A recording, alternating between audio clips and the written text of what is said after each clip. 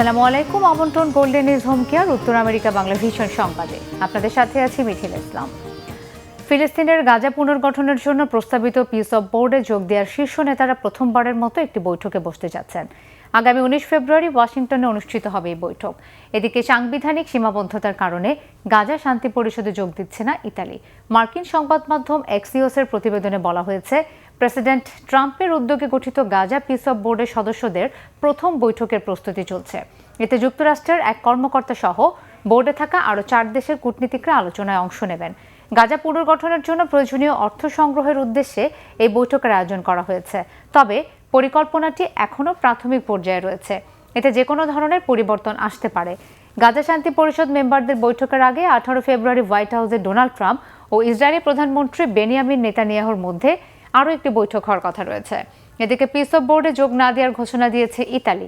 সাংবিধানিক বাধ্যবাধকতার কারণে এমন সিদ্ধান্ত নেওয়া হয়েছে বলে জানিয়েছেন দেশটির প্রধানমন্ত্রী জর্জিয়া মেলোনি। ওমানে যুক্তরাষ্ট্রের সাথে পারমাণবিক ইস্যুতে কার্যকরী আলোচনা হয়েছে। ভবিষ্যতে দুই পক্ষের মধ্যে আলোচনা চলবে বলে জানিয়েছেন ইরানের পররাষ্ট্রমন্ত্রী আব্বাস আরাকচি। দুই দেশের মধ্যে ফলপ্রসূ বৈঠক হয়েছে বলে জানিয়েছেন মার্কিন প্রেসিডেন্ট ডোনাল্ড ট্রাম্প। স্থানীয় সময় শুক্রবার ওমানের রাজধানী মাস্কটে বৈঠক শেষে ইরানের আধা সরকারি সংবাদ সংস্থা ফার্স এজেন্সিকে দেয়া এক সাক্ষাৎকারে পররাষ্ট্রমন্ত্রী আব্বাস আরাকচি বলেন, যুক্তরাষ্ট্রের সাথে সরাসরি বৈঠকটি একটি ইতিবাচক শুরু। মন্ত্রিপরিষদের সাথে পরামর্শ করে বৈঠকের পরবর্তী ধাপের বিষয়ে সিদ্ধান্ত নেওয়া হবে বলেও জানান তিনি। এদিকে ইরান যুক্তরাষ্ট্রের সাথে একটি চুক্তি করতে চায় বলে দাবি করেছেন মার্কিন প্রেসিডেন্ট ডোনাল্ড ট্রাম্প।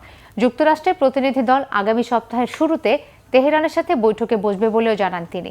তবে পারমাণবিক ইস্যুতে ইরান যুক্তরাষ্ট্রের শর্ত না মানলে তেহরানকে ভয়াবহ পরিণতির মুখে পড়তে হবে বলেও হুঁশিয়ার করেন ট্রাম্প।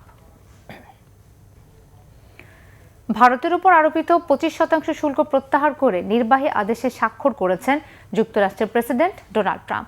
শুক্রবার মার্কিন প্রেসিডেন্ট স্বাক্ষরিত আদেশে বলা হয়, শনিবার থেকে এই নির্দেশনাটি কার্যকর হবে।